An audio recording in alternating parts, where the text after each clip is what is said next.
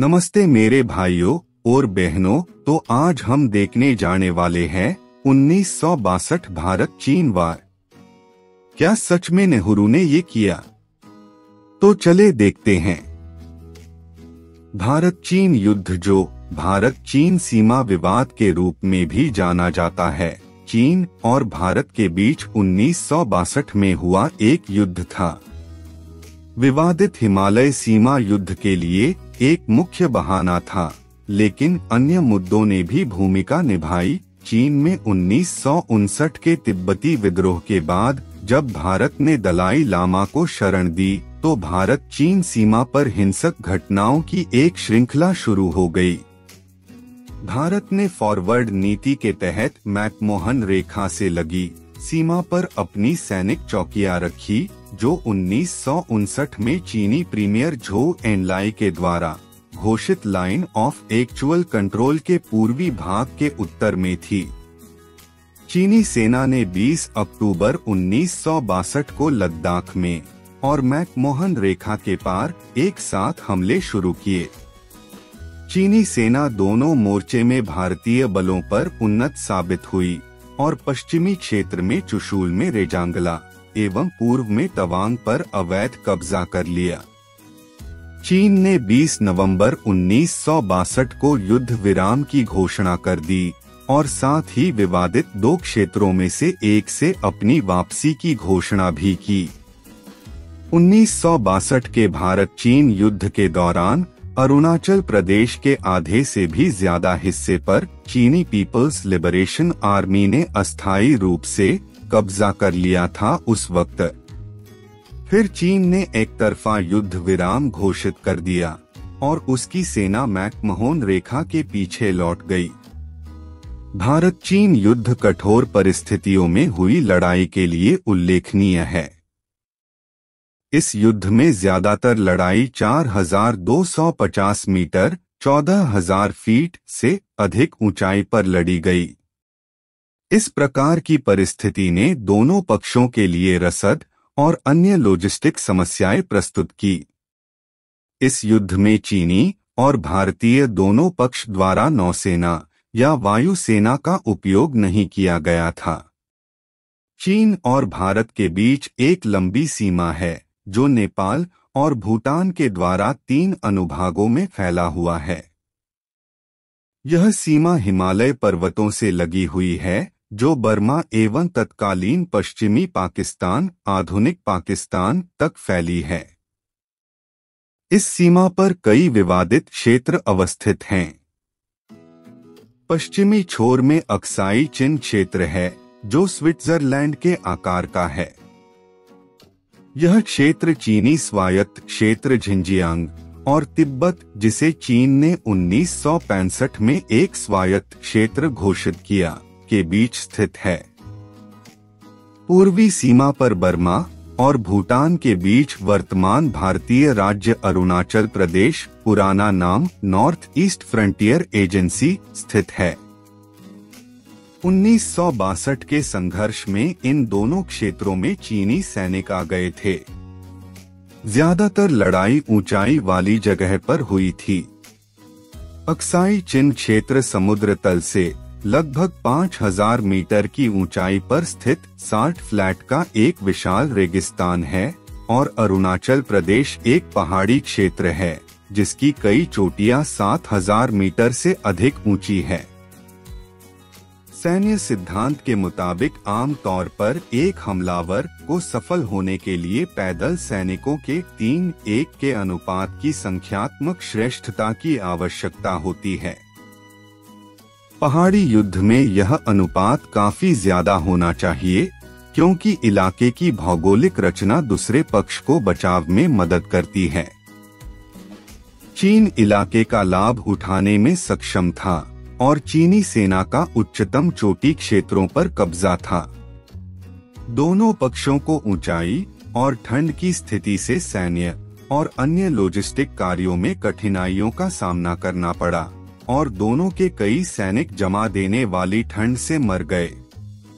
चीन के सरकारी सैन्य इतिहास के अनुसार इस युद्ध से चीन ने अपने पश्चिमी सेक्टर की सीमा की रक्षा की नीति के लक्ष्यों को हासिल किया, क्योंकि चीन ने अक्साई चिन का वास्तविक नियंत्रण बनाए रखा। युद्ध के बाद भारत ने फॉरवर्ड नीति को त्याग दिया और वास्तविक नियंत्रण रेखा वास्तविक सीमाओं में परिवर्तित हो गई। जेम्स केल्विन के अनुसार भले ही चीन ने एक सैन्य विजय पा ली, परंतु उसने अपनी अंतर्राष्ट्रीय छवि के मामले में खो दी। पश्चिमी देशों, खासकर अमेरिका, को पहले से ही चीनी नजरिए, इरादों और कार्यों पर शक था। इन देशों ने चीन के लक्ष्यों को विश्व विजय के रूप में देखा और स्पष्ट रूप से यह माना कि सीमा युद्ध में चीन हमलावर के रूप में था। चीन की अक्टूबर 1964 में प्रथम परमाणु हथियार परीक्षण करने और 1965 के भारत-पाकिस्तान युद्ध में पाकिस्तान को समर्थन करने से कम्युनिस्टों के लक्ष्य तथा उद्देश्यों एवं युद्ध के बाद भारतीय सेना में व्यापक बदलाव आए और भविष्य में इसी तरह के संघर्ष के लिए तैयार रहने की जरूरत महसूस की गई। युद्ध से भारतीय प्रधानमंत्री जवाहरलाल नेहरू पर दबाव आया, जिन्हें भारत पर चीनी हमले की आशंका में असफल रहने के लिए जिम्मेदार के रूप में देखा गया। भारतीयों में देशभक्ति की भारी लहर उठनी शुरू हो गई और युद्ध में शहीद हुए भारतीय सैनिकों के लिए कई स्मारक बनाए गए। यकीनन मुख्य सबक जो भारत ने युद्ध से सीखा था वह है अपने ही देश को मजबूत बनाने की जरूरत और चीन के साथ नेहरू की भाईचारे वाली विदेश नीति से एक बदलाव की। भारत पर चीनी आक्रमण की आशंका को भांपने की अक्षमता के कारण प्रधानमंत्री नेहरू को चीन के साथ शांतिवादी संबंधों को बढ़ावा के लिए सरकारी अधिकारियों से कठोर आलोचना का सामना करना पड़ा। भारतीय राष्ट्रपति राधाकृष्णन ने कहा कि नेहरू की सरकार अपरिष्कृत और तैयारी के बारे में लापरवाह थी। नेहरू ने स्वीकार किया कि भारतीय अपनी समझ की दुनिया में रह रहे थे।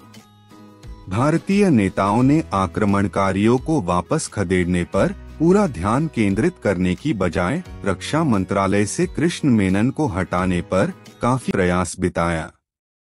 भारतीय सेना कृष्ण मेनन के कृपा पात्र को अच्छी नियुक्ति की नीतियों की वजह से विभाजित हो गई थी और कुल मिलाकर 1962 का युद्ध भारतीयों द्वारा एक सैन्य पराजय और एक राजनीतिक आपदा के संयोजन के रूप में देखा गया। उपलब्ध विकल्पों पर गौर न करके बल्कि अमेरिकी सलाह के तहत भारत ने वायु सेना का उपयोग चीनी सैनिकों को वापस खदेड़ने में नहीं किया।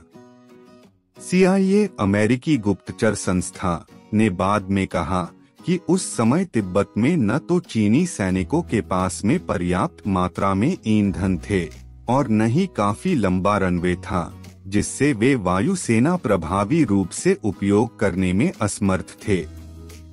अधिकांश भारतीय चीन और उसके सैनिकों को संदेह की दृष्टि से देखने लगे। कई भारतीय युद्ध को चीन के साथ एक लंबे समय से शांति स्थापित करने में भारत के प्रयास में एक विश्वासघात के रूप में देखने लगे। नेहरू द्वारा हिंदी चीनी भाई भाई, जिसका अर्थ है भारतीय और चीनी भाई हैं, शब्द के उपयोग पर भी सवाल शुरू हो गए। इस युद्ध ने नेहरू की इन आशाओं को खत्म कर दिया कि भारत और चीन एक मजबूत एशियाई ध्रुव बना सकते हैं, जो शीत युद्ध गुट की महाशक्तियों के बढ़ते प्रभाव की प्रतिक्रिया होगी। सेना के पूर्ण रूप से तैयार नहीं होने का सारा दोष रक्षा मंत्री मेनन पर आ गया, जिन्होंने अपने सरकारी पद से इस्तीफा दे दिया ताकि नए मंत्री भारत के सैन्य आधुनिकीकरण को बढ़ावा दे सके। स्वदेशी स्रोतों और आत्मनिर्भरता के माध्यम से हथियारों की आपूर्ति की भारत की नीति को इस युद्ध ने पुख्ता किया। भारतीय सैन्य कमजोरी को महसूस करके पाकिस्तान ने जम्मू और कश्मीर में घुसपैठ शुरू कर दी, जिसकी परिणति अंततः 1965 में भारत के साथ दूसरा युद्ध से हुआ। हालांकि भारत ने युद्ध में भारत की अपूर्ण तैयारी के कारणों के लिए हेंडरसन ब्रुक्स भगत रिपोर्ट का गठन किया था। परिणाम अनिर्णायक था क्योंकि जीत के फैसले पर विभिन्न स्रोत विभाजित थे।